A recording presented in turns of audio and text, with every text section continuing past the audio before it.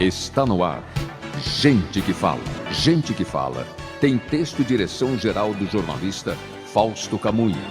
Gente que fala. Reúne de segunda a sexta-feira formadores de opinião para discutir as principais notícias do dia. Gente que fala. Tem o selo de qualidade APCOM. Olá, olá, boa tarde. O programa Gente que Fala está no ar. Estamos começando aqui ao vivo pela UTV, a TV da internet e também pelas redes sociais. Imagens do Instagram, do Facebook, do nosso canal no YouTube, tudo à sua disposição para você acompanhar a nossa jornada de hoje, quarta-feira, até a 13h. Curta, comente, compartilhe a nossa transmissão, participe também pelo WhatsApp, fazendo perguntas aos nossos entrevistados de hoje. 973350038 é o número, mais uma vez, 973350038. Eu sou o Mauro Friesman, meio-dia em ponto. Hoje é quarta-feira, nosso espaço você conhece, sempre aqui voltado neste dia para os assuntos da saúde, do bem-estar e também do comportamento. Vamos então à apresentação dos nomes dos nossos convidados de hoje. Dr. Pedro Deja, neurocirurgião, diretor do Instituto Paulistano de Neurocirurgia. Tudo bem, doutor Pedro Deja? Mais uma vez, bem-vindo com a gente aqui. Obrigado. Muito obrigado, Mauro. Um prazer sempre estar aqui com vocês e discutir esses assuntos de muita relevância com os colegas. Muito obrigado pela presença. Também com a gente nessa nossa conversa, a doutora Clarissa Moraes Busato Gerhardt. Ela é alergologista, imunologista, integra o Departamento Científico de Imunização da Associação Brasileira de Alergia e Imunologia. Tudo bem, doutora Clarissa? Bem-vinda. Obrigado pela presença.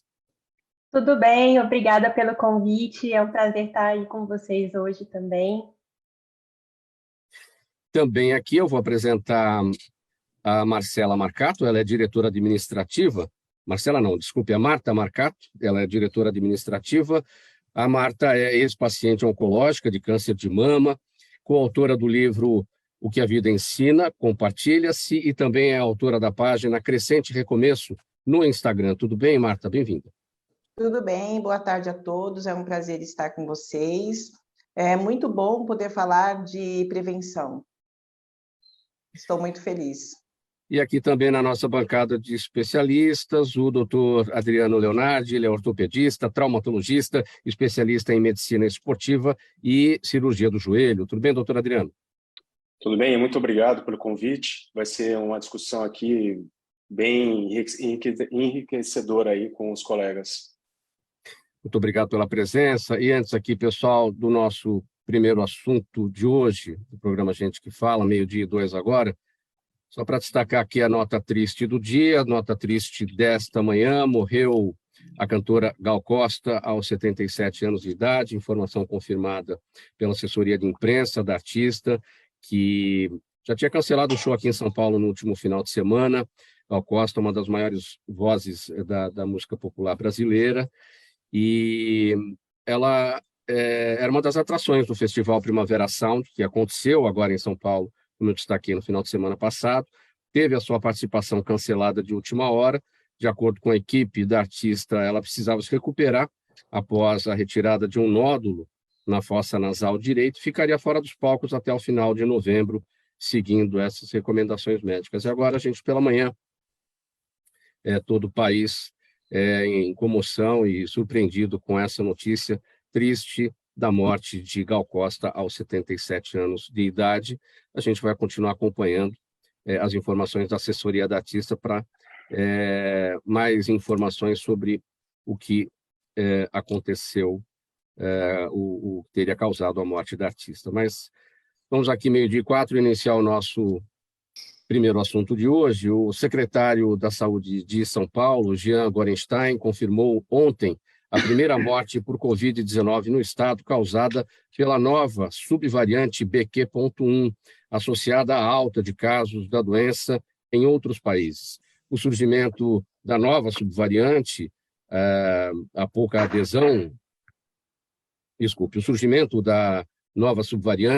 adesão às doses de reforço das vacinas e as aglomerações na campanha eleitoral dispararam a taxa de transmissão, aumentando as internações e o risco de uma nova onda às vésperas da Copa do Mundo e também das festas de fim de ano. Doutor Pedro Deja, eu começo esse assunto com o senhor. Bom, como é que se observa, então, esse cenário a partir de agora, com essa também situação inesperada aí de podemos, acho que, tratar como um novo surto, não? Mauro, eu receio dizer o seguinte, eu tenho visto muitos pacientes com Covid, até familiares próximos, né? Pessoas que têm sido diagnosticadas, de fato, a gente deve estar vivendo um surto mesmo. Mas a gente precisa lembrar que o vírus muda, né? Ele muda e algumas variantes não são tão virulentas ou tão agressivas como eram aquelas que vitimaram mais de 600 mil pessoas aqui no Brasil. Eu acredito que o que vai acontecer daqui para frente é algo semelhante ao que aconteceu ou que vem acontecendo com o vírus da gripe.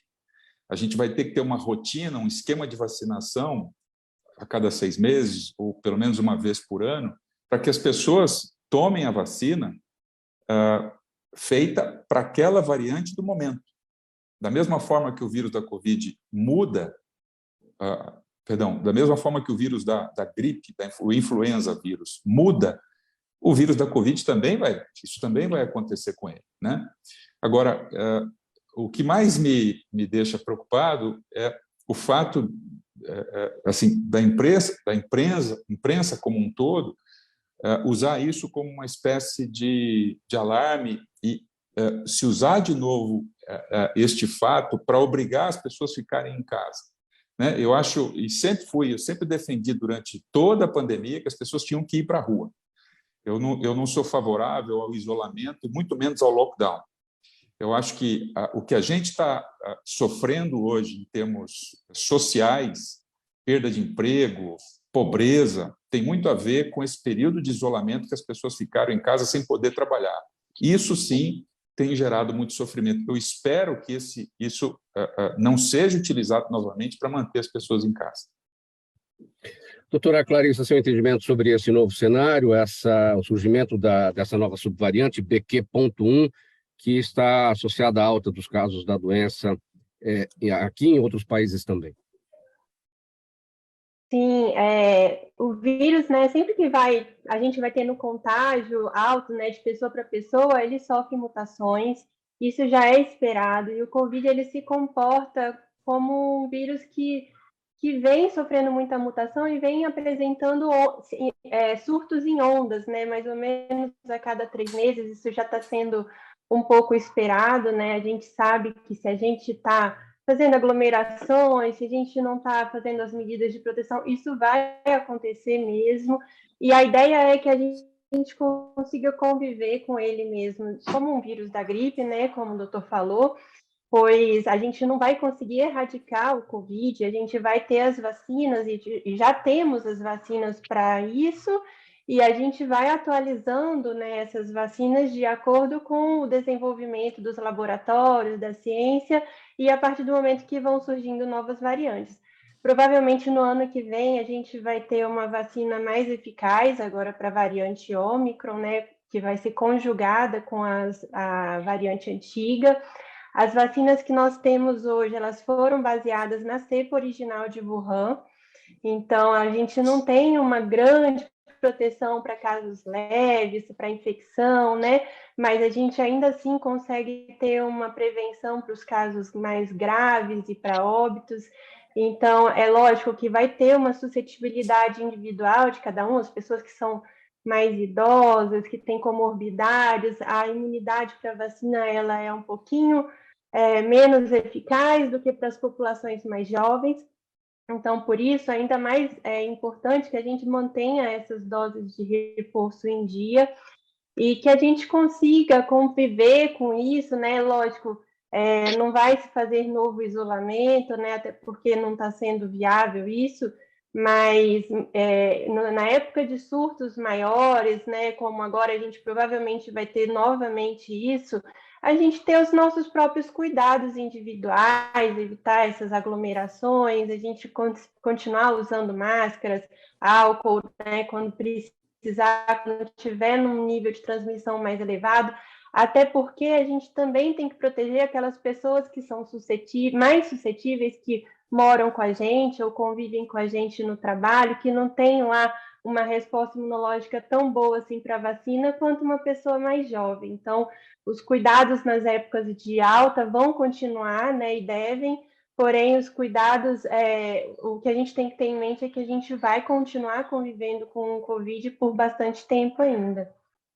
É natural que o vírus se modifique, evidentemente, até porque ele busca a sua própria sobrevivência na natureza. É importante, então, como você destacou, doutora, que as pessoas tenham, de fato, em mente aquelas orientações que existem desde o começo, os cuidados com a higiene, os cuidados com evitar aglomerações. Evidentemente que não haverá um novo momento de isolamento, como você destacou, é inviável, também a preocupação do doutor Pedro em relação a isso, mas é um grande desafio também pela frente, porque tem muita gente que chegou na 4ª dose, mas tem outras que sequer saíram da primeira, né? Então, é preciso ter um chamado para que essas pessoas voltem para os postos de saúde para buscar a imunização de forma completa, correto? Correto, até porque as vacinas iniciais, como eu falei, elas foram baseadas na cepa original de Wuhan. Então, quando a gente tem a primeira e a segunda dose para essa cepa, a gente tem até uma boa proteção, né? No início a gente via uma eficácia elevada, né, de 90% em algumas vacinas. Só que quando a gente tem as novas variantes, naturalmente a eficácia dessas vacinas ela vai caindo, e até porque o vírus, a imunidade para o vírus, ela se comporta de forma que ela vai declinando com o tempo. Então, esses dois fatores garantem que a gente esteja imunizado para o Covid se a gente toma as doses de reforço. Se a gente não toma, principalmente para a variante Ômicron, que é a que está circulando no momento, e as suas subvariantes, a gente não tem proteção para ela de nível médio para baixo. Então, precisa das doses de reforço para a gente ter uma proteção mais garantida, pelo menos para os casos graves. E é isso que é o objetivo agora. A gente não quer que as pessoas morram de Covid mais, que não fiquem internadas na UTI, mas que se pegarem, que sejam leves, que tomem os cuidados e que tudo vai passar de maneira menos complicada possível. Doutor Adriano Leonardi, seu olhar sobre esse novo momento, esse novo cenário da Covid. Então, concordo plenamente com o Pedro. Eu acho que eu também, particularmente, fui contra o lockdown. Eu acho que foi uma medida desnecessária. E, além do que ele falou dos problemas socioeconômicos que a gente teve, para mim, né, do ponto de como ortopedista e médico do esporte, eu peguei muito agravo de comorbidades. Então, pessoas que tinham doença cardiovascular, elas pioraram porque não foram no médico, ficaram em casa, sedentários. A gente sabe que o sedentarismo ele traz muito problema de saúde. Ele agrava demais, sobrecarrega demais o sistema público, agravo de doença cartilaginosa, depressão, doenças ligadas ao sedentarismo. Então, o que eu vi principalmente depois da segunda onda, é uma enxurrada assim, de pacientes que sobrecarregou mais ainda o SUS, que sobrecarregou uma série de clínicas, aí, pacientes oncológicos que não se trataram. Então, eu particularmente sou totalmente contra um lockdown, eu acho que sou totalmente a favor do que ele disse, e que outra colega acabou de dizer, que vacinação e a gente vai ter os picos, vai ter surto, todo ano vai ter um surto e a humanidade vai ter que conviver com isso, tá? Então, a minha opinião é essa daí, justamente para a gente ter os controles e não ter agravo das comorbidades e a gente manter as pessoas com mais saúde. Marta Marcato, seu olhar sobre esse momento novo da Covid.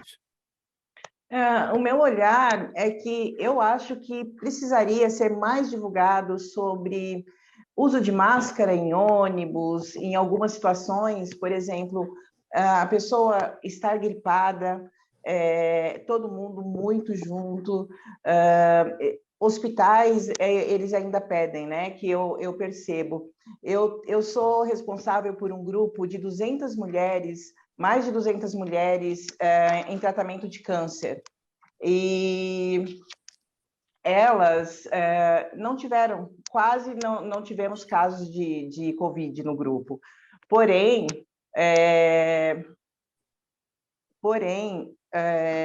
eu percebo que elas se isolaram muito, e com isso, realmente, eu concordo com o doutor. Vieram depressão, vieram o problema de obesidade, vieram outros problemas junto. Então, a gente precisa ter mais consciência dos problemas, e a gente precisa fazer a nossa parte. Uso de máscara, álcool em gel. Eu acho que a televisão precisa divulgar, né? Precisa divulgar mais, a prevenção, né? Eu acho que a prevenção, em todos os aspectos, ela salva, ela ajuda. A minha visão é essa.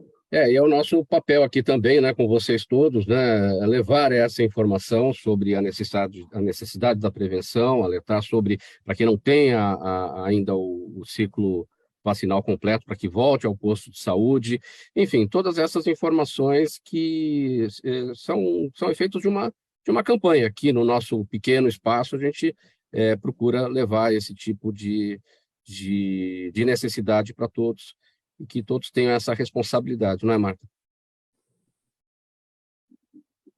Bom, vamos seguir aqui para o nosso próximo tema, 12h15, para falar sobre o seguinte, doutor Pedro Deja. Dia Mundial contra o AVC foi agora, dia 29 de outubro, correto? E essa data trouxe um alerta sobre a importância do diagnóstico precoce para se evitar sequelas graves da doença, né? Segundo especialistas, o AVC tem ótimos tratamentos disponíveis, mas o sucesso está diretamente ligado ao tempo de resposta médica. De acordo com dados do portal de transparência do Registro Civil, o acidente vascular cerebral, popularmente conhecido como derrame, faz cerca de 300 vítimas por dia.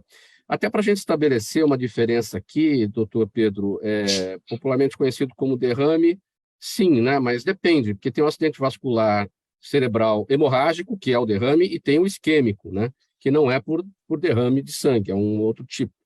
Existem essas diferenças, certo?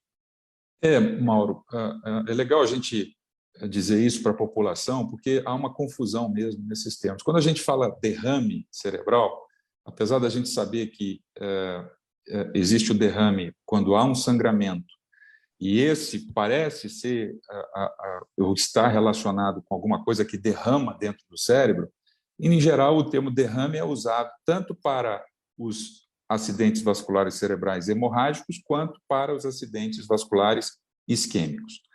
Mas, facilitando a compreensão para a população, basicamente, assim, existem dois tipos, então, né? 80% dos acidentes vasculares cerebrais são isquêmicos, ou seja, em alguma área do cérebro faltou oxigenação.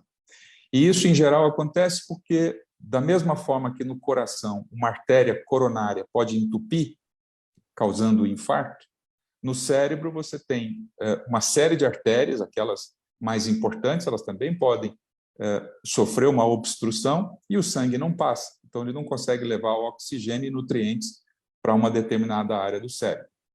Óbvio que, a depender de qual área do cérebro está afetada, os sintomas vão ser diversos, né? Então, por exemplo, se eu tiver falta de oxigenação, que é a situação mais comum, se eu tiver um vaso que é responsável pela irrigação da parte do cérebro que comanda os movimentos do corpo, a pessoa vai ter sintomas como a perda da força em um dos lados do corpo. Então, 80% dos acidentes vasculares cerebrais são isquêmicos. Isso é algo que tem um impacto na população gigantesco. As doenças cardio- e neurovasculares são as doenças que mais matam. Isso tem que ficar muito claro para a população. Tá? E a doença vascular cerebral, ela é exatamente igual à doença cardiovascular. O que entope a artéria coronária, causando infarto, é exatamente a mesma coisa que entope um vaso sanguíneo do cérebro. E, portanto, o acidente vascular cerebral isquêmico tem um impacto muito grande em termos estatísticos.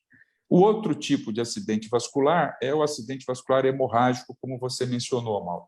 E aí sim, ele é caracterizado por um sangramento no cérebro, e as causas são várias, mas a mais comum delas, e em geral a população sabe qual é o famoso aneurisma cerebral, né? O aneurisma é uma dilatação na parede de um vaso sanguíneo que, com a pressão arterial ali dentro, pode romper e ocorre ali um derrame, né? Um famoso sangramento cerebral. E ele, assim, corroborando com o que você disse, né? De fato, o momento do atendimento médico, seja para o acidente vascular hemorrágico, seja para o isquêmico, ele é de fundamental importância.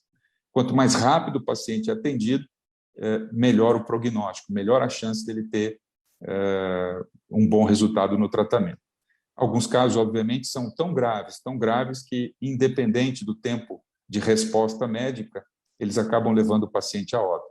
Agora, para finalizar, Mauro, não quero me prolongar, mas eu acho importantíssimo dizer, já que a gente está falando para a população leiga aqui, que se a gente considerar 5 fatores de risco, né? Tabagismo, obesidade, hipertensão arterial, estresse e diabetes, se a pessoa tiver 2 desses 5, ela é um forte candidato a um acidente vascular cerebral ou a uma doença cardiovascular. Se ele tiver 3 desses fatores, ele vai ter. Então, isso é extremamente importante. Repetindo, tabagismo, diabetes, obesidade, hipertensão arterial e estresse.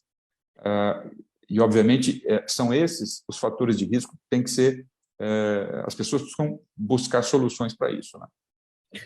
Ainda sobre essa questão, doutor Pedro, do tempo de resposta médica, né? Quando uma situação como essa ocorre em casa, quais são as alternativas que as pessoas têm para esse socorro? Para que a gente tenha justamente esse tempo de resposta médica, que vai ser o fiel da balança entre preservar a vida, evitar o risco de morte ou evitar as sequelas, no caso, né, da pessoa escapar da morte, enfim. Qual é o primeiro passo aí no socorro?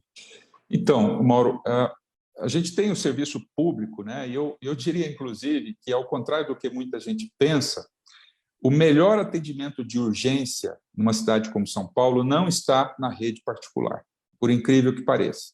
Está na rede pública. Tá? Tanto é verdade que o SAMU, que é o serviço que atende às urgências, eles são designados a levar pacientes graves para o sistema público, né? Eles não levam o paciente para um hospital privado. A conduta, em geral, é levar o paciente para o sistema público, que também, ao contrário do que muita gente pensa, funciona. O SUS é um grande sistema de saúde, né? O que falta, na verdade, é o acesso a toda a população, né? A gente tem grandes hospitais públicos em São Paulo que dão uma assistência nessa área maravilhosa. E, para a população ter uma ideia do impacto disso, uma pessoa que chega vítima de um acidente vascular cerebral isquêmico, com perda de força, por exemplo, de um lado do corpo, com menos de 3 horas, e é submetido a um tratamento antitrombolítico, ou seja, ele é submetido a um tratamento em que se utiliza um medicamento para romper aquela obstrução no vaso sanguíneo, ele pode recuperar o déficit dele totalmente. Então, a questão do tempo aqui ela é fundamental, fundamental. E se a gente considerar que 80% dos acidentes vasculares cerebrais são isquêmicos, isso se torna ainda mais impactante, né? Então, a procura pelo atendimento médico, de fato, quanto mais rápido o paciente é atendido, maior a chance dele não ter sequelas ou se recuperar. Vale a pena dizer, Mauro, que entre os isquêmicos existem situações, e isso é bastante comum, e a população precisa ficar atenta a isso, os isquêmicos, a grande maioria deles são transitórios. A pessoa tem uma obstrução e ela se desfaz nos primeiros 10 minutos e a pessoa recupera o déficit rapidamente. Mas esse transitório, que a gente chama de AIT, o acidente isquêmico transitório, ele é o prenúncio de algo mais grave que está para acontecer ali na frente, né? Então, a tragédia está quando o AVC ele se instala e a obstrução do vaso não pode ser feita por algum motivo. Meio-dia e 24, o programa Gente que Fala no ar pela AllTV. Estamos ao vivo também pelas nossas redes sociais, Instagram, Facebook, o nosso canal no YouTube, com os assuntos da saúde, do bem-estar e do comportamento. Vamos agora para o próximo assunto. É o seguinte: o ministro da Saúde, Marcelo Queiroga, fez um pronunciamento no último domingo incentivando a vacinação contra a poliomielite e pediu que pais e responsáveis vacinem suas crianças. A cobertura vacinal vem caindo ano a ano e essa queda foi intensificada pela pandemia, possibilitando a reintrodução do vírus da polio e o surgimento do poliovírus derivado vacinal. Em 2021, o Brasil apresentou 69,9% de vacinação contra a polio em crianças menores de 1 ano, contra 98,3% em 2015. As razões dessa queda, doutora Clarissa, são todas verificadas? Infelizmente, né, a gente, desde o início da pandemia, quando todo mundo foi ficando em casa, as pessoas acabaram não se preocupando muito também com as outras doenças, em levar as crianças para vacinar. Nesse meio tempo, foram surgindo bastante notícias falsas sobre vacinas, que foi gerando um pouco de medo na população, muita desinformação, né, pessoas que procuravam se informar através de fontes não confiáveis. Então, assim, o que a gente vê hoje em dia é que as vacinas elas foram vítimas da sua própria eficácia, e quando a gente não vê essas doenças mais no nosso dia a dia, a gente meio que deixa isso de lado, né? Não dá a devida importância da vacinação para as crianças, adultos, adolescentes, toda a população que precisa, né, estar recebendo todas as doses de todas as vacinas, inclusive as doses de reforço para todas as doenças. Todas as doenças que são preveníveis, a gente ficaria muito, muito triste mesmo que elas retornassem, porque a gente tem como evitar que isso aconteça. E a gente só consegue ver esse tipo de coisa quando cai a cobertura vacinal na população. E isso não é uma coisa só do Brasil, está acontecendo no mundo inteiro. Então, a gente vê a circulação do poliovírus hoje de maneira intensa em outros países, e a grande preocupação é que se importe um caso de fora para cá, com a nossa população não estando totalmente prevenida com todas as doses da vacina de polio. O único caso de polio no Brasil pode fazer com que haja a disseminação mais rápida, em torno de 200 casos por ano, e a gente, 200 mil casos por ano, a gente vai ver uma coisa avassaladora se essa população nossa não tiver com a proteção em dia. Então, é importante a gente lembrar, fazer medidas, né, de divulgação em massa, vigilância, como o Ministério da Saúde está começando a fazer novamente, de ir em casa, né, abordar mesmo, perguntar o que está em dia na carteirinha, o que não está, a gente frisar a importância da vacinação, frisar o quanto foi importante os pais dessas crianças terem tomado todas as vacinas e não terem hoje as sequelas do vírus da polio, né?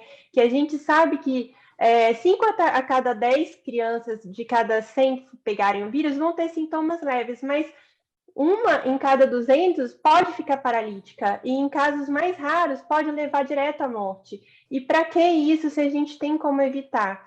E as vacinas, né, a gente tem elas há bastante tempo, a gente conhece bastante a segurança, a eficácia, e não tem motivo nenhum para a gente não estar fazendo isso desde já com a nossa população. Doutora Clarissa, a escola, de alguma maneira, tem falhado na sua tarefa, porque a gente sabe que para matricular uma criança é preciso estar com a carteirinha em dia. Isso é de fundamental importância. Todos sabem que um único caso de qualquer doença numa escola vai colocar toda a comunidade escolar em risco. Enfim, então, tudo parte da escola também. O que aconteceu nesse período que a escola não trabalhou esse aspecto? A vacinação no Brasil, ela não é obrigatória, mas a gente tem uma responsabilidade, né, de informar a população que todos devem ser vacinados, e as crianças, como são uma população que a gente não tem a gente não tem como fazer a própria criança decidir, a gente precisa de medidas externas para que promovam essa proteção para essa faixa etária, né? E as escolas públicas, a gente consegue, com medidas públicas, fazer com que essa fiscalização seja mais eficaz, dependendo do sistema de saúde do governo, né, da nossa prefeitura, do nosso estado, do nosso país, a gente consegue fazer essas medidas, né, se tornarem eficazes ou não, dependendo do posicionamento do governo, da fiscalização. E em relação às escolas particulares, né, elas acabam informando, né, os pais, mas não tornam isso uma coisa obrigatória. Então, eu acho que falta aí uma conscientização geral, tanto das escolas quanto das famílias, né, porque vacina, ela é proteção. E assim que a gente tem alguma medida que seja mais eficaz, mais fiscalizatória, provavelmente isso vai se tornar mais rígido daqui para frente.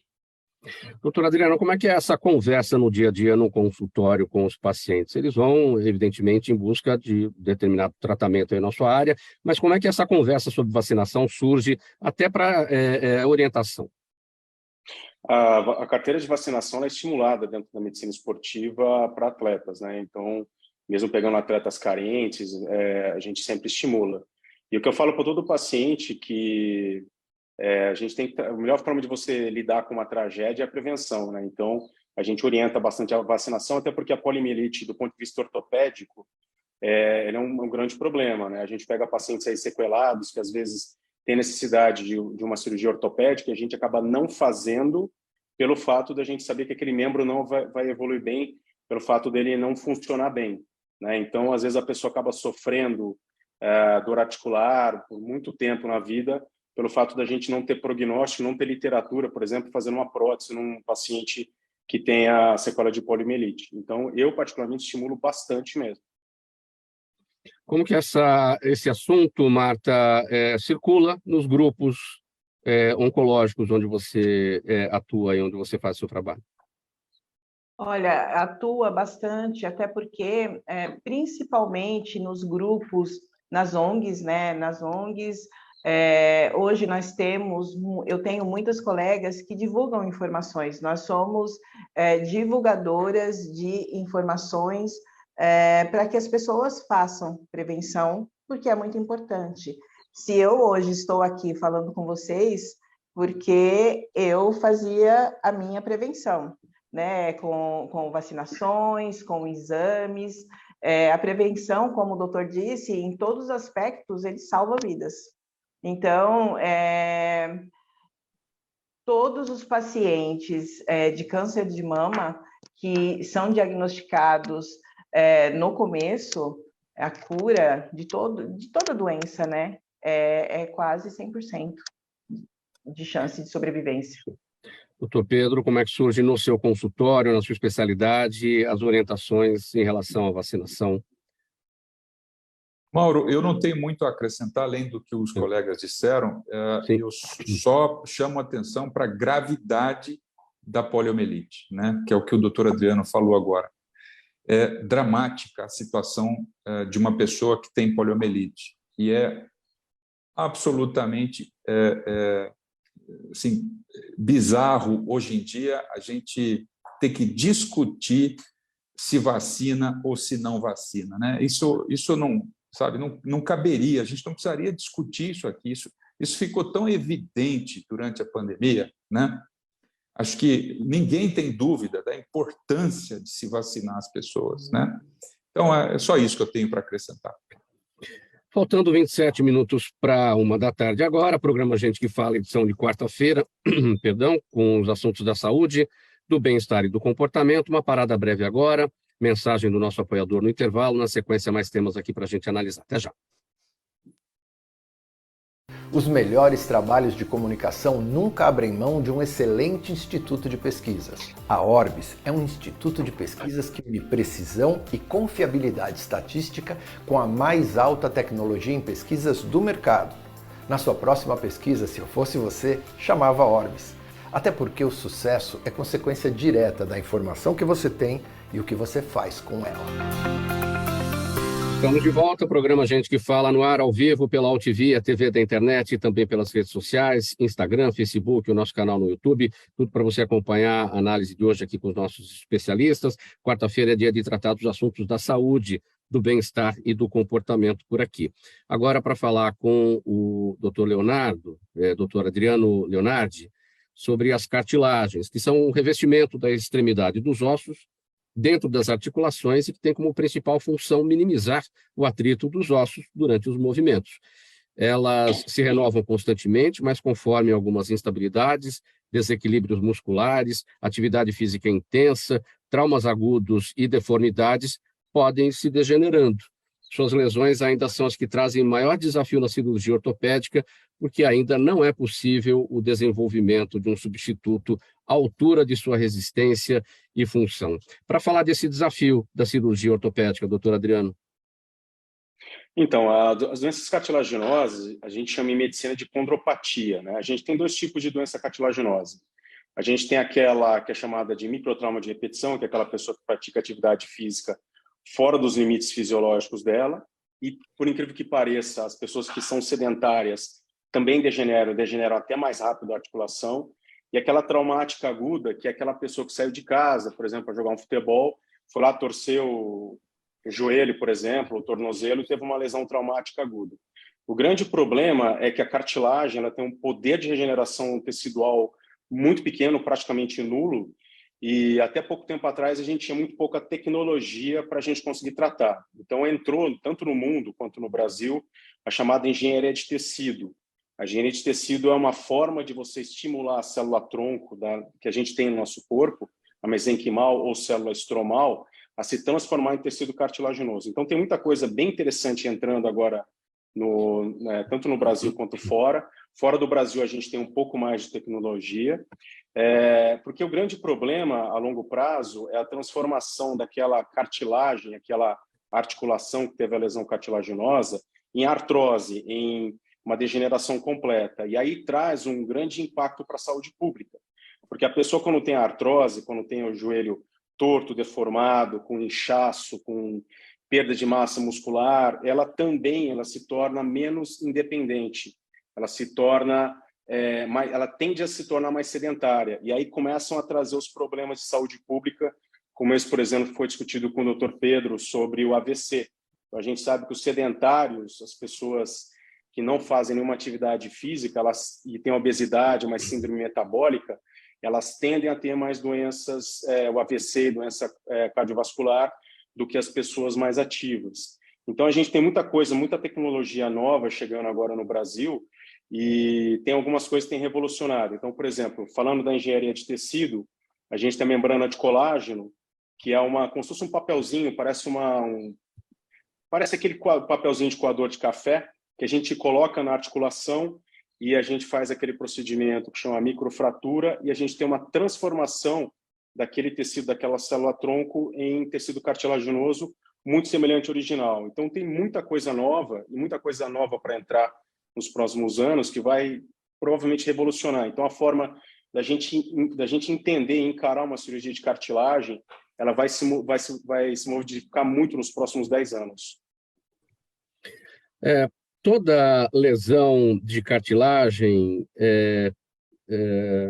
como é que eu vou perguntar? Porque existem as diversas causas de lesão de cartilagem, mas todas levam a algum problema em maior ou menor grau. Por exemplo, existe uma atividade física mal feita, sem orientação, existe um acidente mesmo que acontece numa partida, num jogo de futebol no final de semana, de alguém que não está preparado para enfrentar, um sobrepeso, doença ocupacional, tudo isso leva a uma lesão de cartilagem em maior ou menor grau? Leva, sem dúvida nenhuma. A gente tem fatores anatômicos, tem pessoas que já nascem com predisposição a ter doença cartilaginosa, especialmente as mulheres.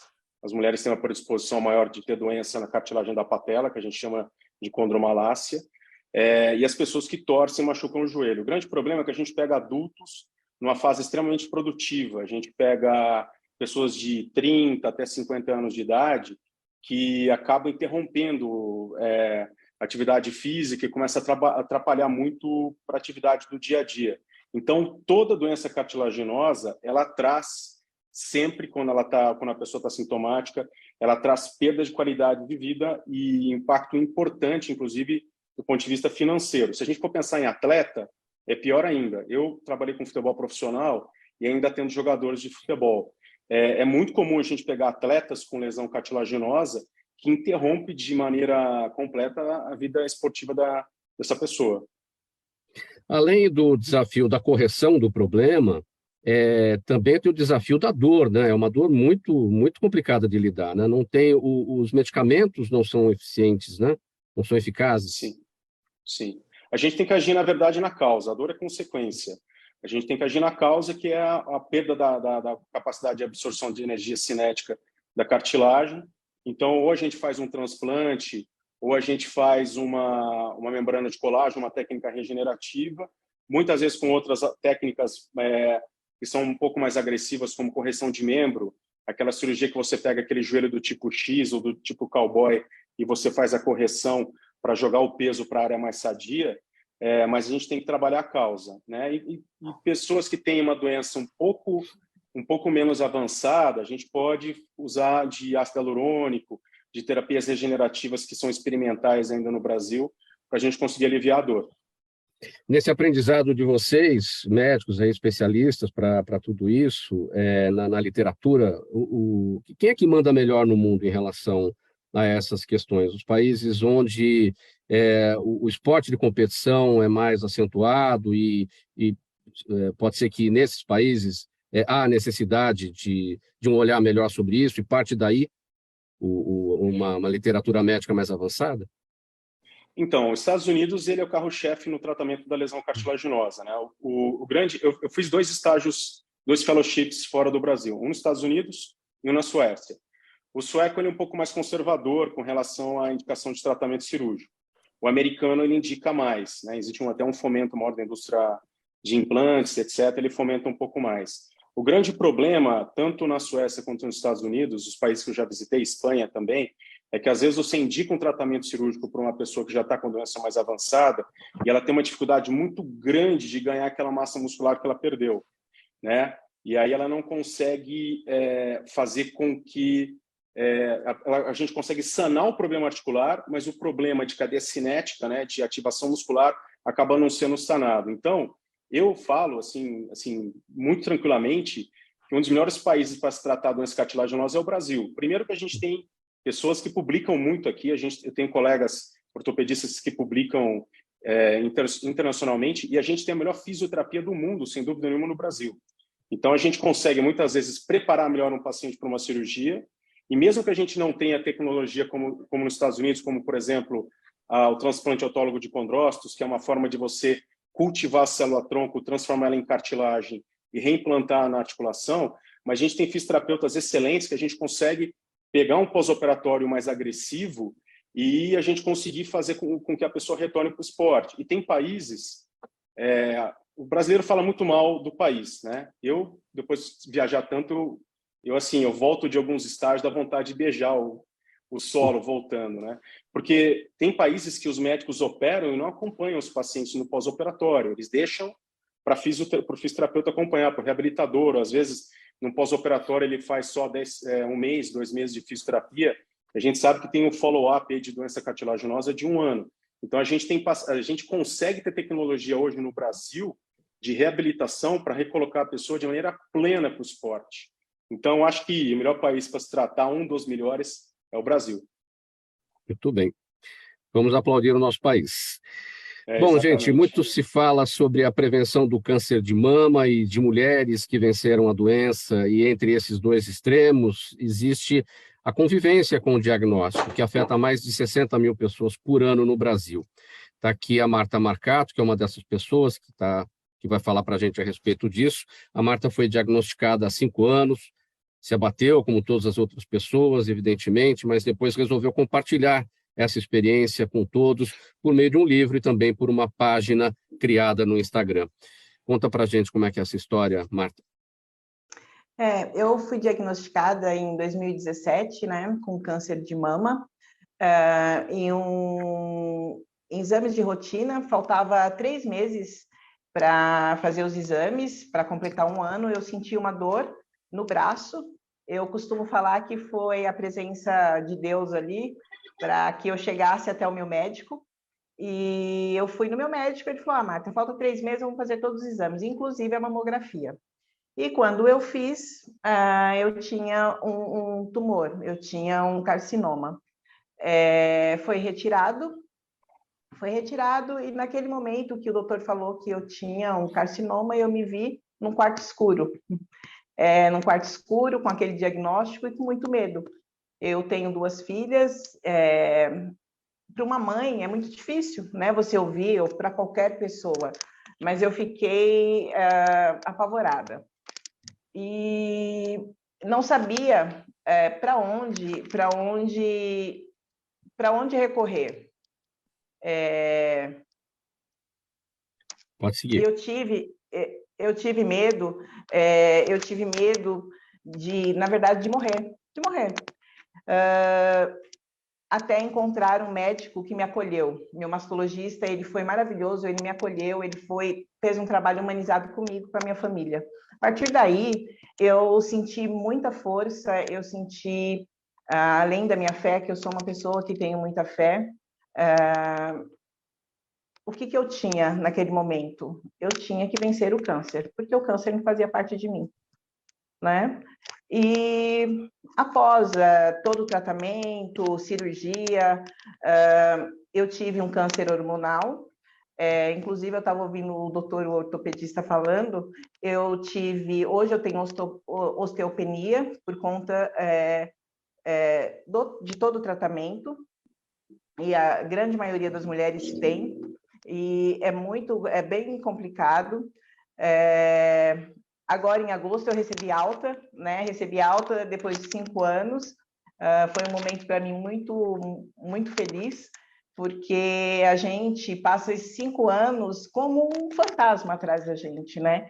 Porque todos os exames, de 6 em 6 meses, você faz exames, de 3 em 3 meses, no começo, de 3 em 3 meses, depois passa para 6 em 6 meses, e depois uma vez por ano, a partir de agora. É bem complicado. É bem complicado esse diagnóstico. E a partir daí, depois de 1 ano e meio, depois que eu estava fortalecida, o meu médico olhou para mim e falou: Marta, você vai conseguir ajudar muitas mulheres. E foi aí que eu fiz a minha página no Instagram e acolho mulheres com câncer. Para falar sobre essa virada de chave, né, que é o livro e também a página no Instagram, que é levar informação para as mulheres. Você destacou aí, instantes atrás, né, que o seu medo era de morrer, né? Então, você entendeu o diagnóstico naquele momento como sentença de morte, né? Sim. E a gente sabe que o câncer hoje não é uma sentença de morte em razão dos inúmeros tratamentos possíveis para ele, para qualquer tipo de câncer, especialmente quando é um diagnóstico precoce, e daí a necessidade da prevenção. Então, é aí que esse é o ponto principal, é isso que você leva para o seu livro, você leva para a sua página do Instagram, é a prevenção, as mulheres entenderem que existe a cura, existe a virada de chave, e que não, por mais doloroso que tudo seja, é preciso entender, naquele momento da notícia, que tem caminho a ser seguido. Sim, eu e todas as mulheres que falam no Instagram, que tem essa fala no Instagram, nós levamos essa mensagem, que a prevenção, ela nos salva, né? Precisamos fazer os exames, e o acolhimento também é muito importante, né? O acolhimento, um tratamento humanizado, e que hoje um diagnóstico precoce, ele salva vidas. O câncer, a gente não pode falar dele como um bicho-papão. É uma doença difícil? Ela pode matar? Também não podemos romantizar o câncer. Claro. Não é isso, né? Mas nós podemos falar que ela, descoberta no começo, tem tratamento. Eu posso aqui citar inúmeras mulheres, inúmeras até pessoas conhecidas aí na mídia, que se trataram e estão bem. Você está com o livro aí? Não, ele vai ser lançado agora no dia 29, está fresquinho. Vai ser lançado dia 29 na livraria, na Avenida Paulista, na Cultura. Livraria Cultura da Avenida Paulista, no dia 29 Isso. de novembro. De Como é que chama o novembro livro? agora. O que a vida ensina, compartilha-se. Ah, sim, que a vida ensina, compartilha-se. E a página no Instagram tem o mesmo nome? Não, a minha página no Instagram é Crescente Recomeço, porque a minha vida hoje é um crescente recomeço. Né? A vida pós-câncer é um crescente recomeço. Quantas mulheres você acredita que já impactou aí com a sua informação no Instagram? Olha, são muitas mulheres, muitas mulheres. A gente, olha, são mais de 1.000. Hoje a gente fala com muitas. Eu tenho um grupo no WhatsApp com mais de 200 mulheres do Brasil inteiro e até fora, em tratamento, diagnosticadas, recém-diagnosticadas. Então, nós somos em muitas mulheres. Nós temos uma corrente de acolhimento muito bonito.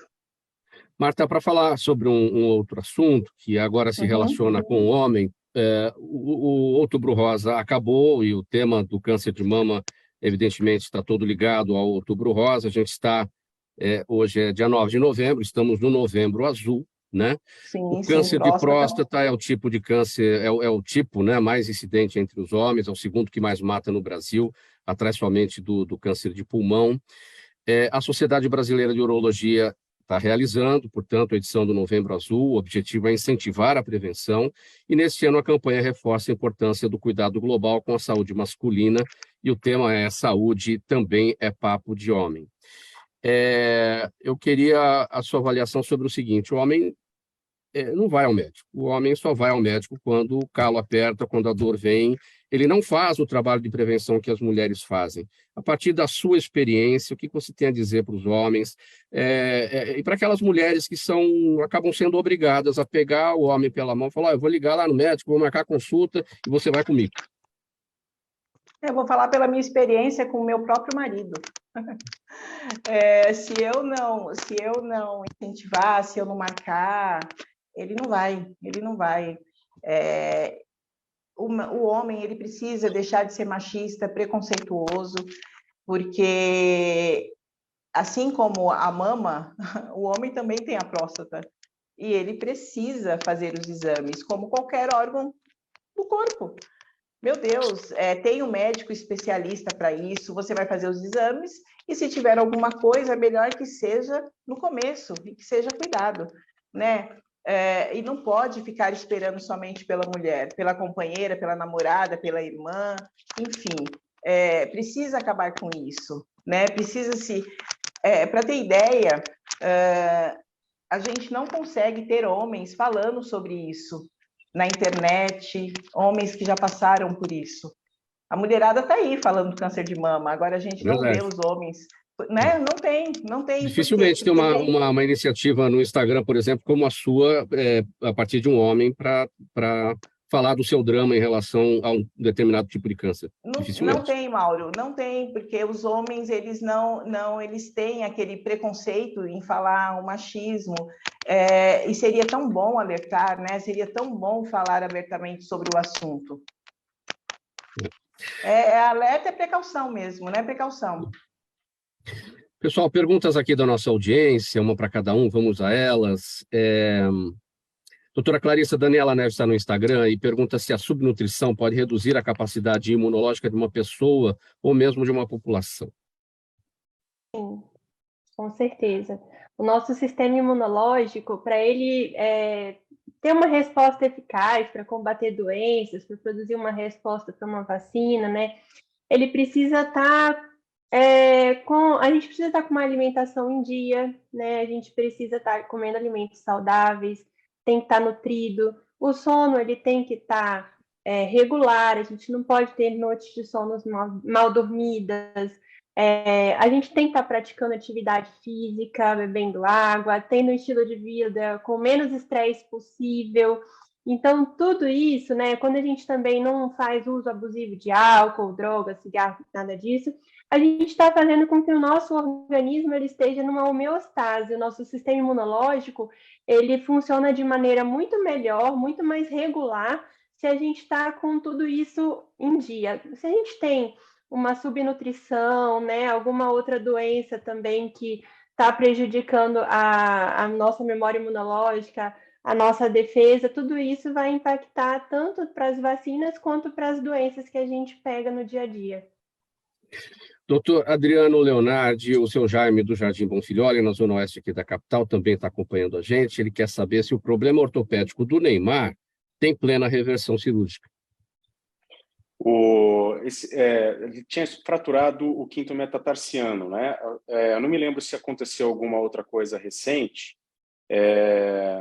Sinceramente, assim, do ponto de vista da fratura que ele tinha tido no pé, ok. Agora, aconteceu alguma outra coisa recente, acabei não vendo. Eu também não tenho acompanhado. Tenho a impressão aqui que a pergunta do seu Jaime, acho que é em relação a esse aspecto que você abordou, que é o que já é conhecido, né? Em geral, o atleta profissional ele tem a fisioterapia do lado o tempo todo e a gente consegue fazer alguns tratamentos, como, por exemplo, infiltrações e tratamento avançado de dor, e ele consegue voltar. Isso não é sinônimo de saúde. Não quer dizer que ele se realmente esteja tratando e regenerando uma articulação. Ele consegue jogar e alguns jogadores, aliás, a maioria deles, depois dos 40 anos, pagam um preço lá na frente. Mas eu vou dar uma olhada depois com calma, ver se teve alguma outra coisa nova do que eu sabia dele, mas a chance de voltar para um jogador de futebol é grande. Doutor Pedro, o Rodrigo Monteiro está no Facebook. Ele pergunta por que o número de casos de tumores cerebrais tem crescido tanto. Mauro, se você me permite, eu só queria, em primeiro lugar, dizer que o relato da Marta é emocionante e eu queria parabenizar ela por isso, né, pela coragem de estar aqui, por falar isso. Isso é um assunto de tanta importância, Marta.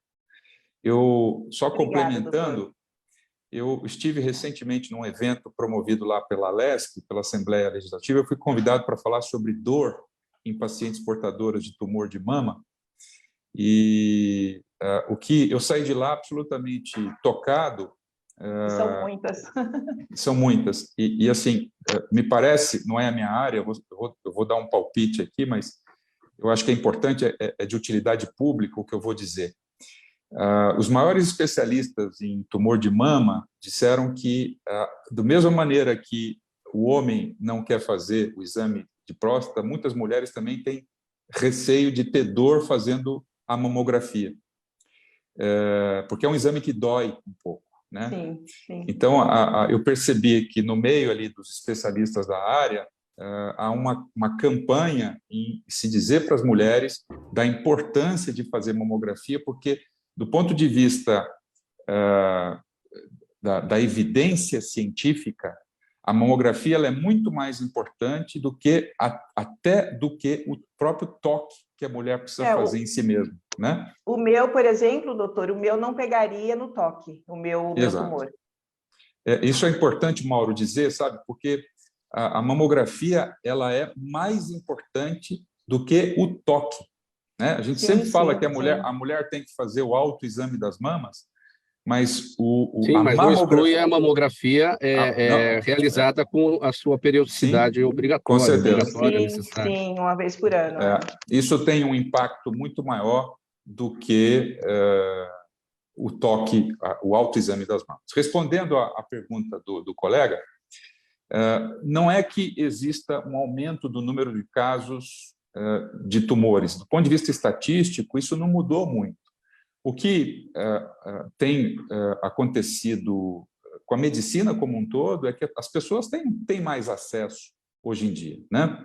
E os diagnósticos eles só podem ser feitos a partir do momento em que se pensa na possibilidade de um tumor cerebral. Então, por exemplo, se um paciente tem uma crise convulsiva, né, que é a característica principal de uma doença chamada epilepsia, principalmente numa fase mais tardia da vida, se isso não for investigado, o tumor não vai ser diagnosticado. Dor de cabeça, por exemplo, enxaqueca, né? Estatisticamente, 40 milhões de pessoas no Brasil têm enxaqueca. Só que talvez nem metade dessas pessoas sejam submetidas a exames de ressonância magnética. Então, a gente descobre que a enxaqueca, na verdade, é o sintoma, a dor de cabeça é um sintoma de um tumor cerebral. Então, o que faz muita diferença é a investigação, e aí sim, quando você investiga, você acha. E aí, da mesma maneira que no câncer de próstata, da mesma maneira que no câncer de mama, se você descobre aquilo precocemente, você pode, né, tratar. Né? Marta, e bem rapidinho, a última pergunta é para você. A influência da saúde emocional no tratamento do câncer de mama é a pergunta da Elizabeth Nogueira, que está no Instagram. Bem rapidinho, que a gente já vai para o encerramento. Nossa, é importantíssimo, é muito importante. E é um recadinho que eu deixo aqui para todos, que é muito importante a participação da família, marido, filhos, é essencial psicologicamente, é como se fosse um remédio, o amor. O amor, ele resolve muito, né? É isso. Marta, sua despedida e seus canais em 5 segundos. Bom, eu quero agradecer você, Mauro, deixar um abraço para todos os doutores. Meu Instagram é @crescenterecomeço, eu sou palestrante, e foi um prazer estar com todos aqui. Um beijo. Muito obrigado. Doutora Adriano Leonardi, seus canais em 5 segundos. Meu Instagram, @doutor.adrianoleonardi, meu site www.adrianoleonardi.com.br e YouTube, doutor, tudo junto, Adriano Leonardi. Obrigado. Doutora Clarissa, seus canais em 5 segundos. Eu queria agradecer também a participação. Eu tenho um Instagram, se chama doutoraclarissa.alergologista, o site doutoraclarissaguerhard.com.br. E fiquei muito feliz pelo convite, por a gente ter frisado bastante as prevenções de doenças e queria deixar um abraço para todos vocês também. Obrigado, doutora Clarissa. Doutor Pedro, encerra seus canais em 5 segundos. Mauro, só dizer rapidinho que o neurocirurgião, como eu, também trata dos problemas da coluna vertebral, tá? Lá no Instituto Paulistano, tanto que o Instituto é Instituto Paulistano de Neurocirurgia e Cirurgia da Coluna Vertebral. E o Instagram do Instituto é @instituto_paulistano, e o meu Instagram profissional é @drpedro_deja. Queria agradecer pelo convite e foi um prazer estar aqui com vocês. Muito obrigado pela presença de vocês todos, em nome da nossa equipe aqui do programa Gente que Fala, encerrando essa edição de quarta-feira, sempre com os assuntos da saúde, do bem-estar e do comportamento. Estiveram com a gente hoje doutor Pedro Deja, neurocirurgião, doutora Clarissa Guerhard, alergologista, imunologista, também a Marta Marcato, e o Adriano Leonardi, doutor Adriano Leonardi, que é ortopedista e traumatologista. O programa Gente que Fala, realização da ABCOM, na técnica da AltV, o Sérgio Oliveira. Valeu, Sérgio, aí pelos trabalhos de hoje. Apresentação minha, Mauro Friesman, pauta e redação do Pedro Schiavon, Zenilda Salvato, nossa diretora de produção, jornalista Fausto Camunha, nosso diretor-geral, na AltV, a direção-geral do Alberto Luchetti, e você do outro lado, aí sempre, espectador, internauta, a razão da nossa presença aqui todos os dias. Obrigado pela audiência, a gente volta a se falar amanhã, ao vivo, a partir do meio-dia, aqui pela AltV e também pelas nossas redes sociais. Abraço a todos, 1 e 2, tchau.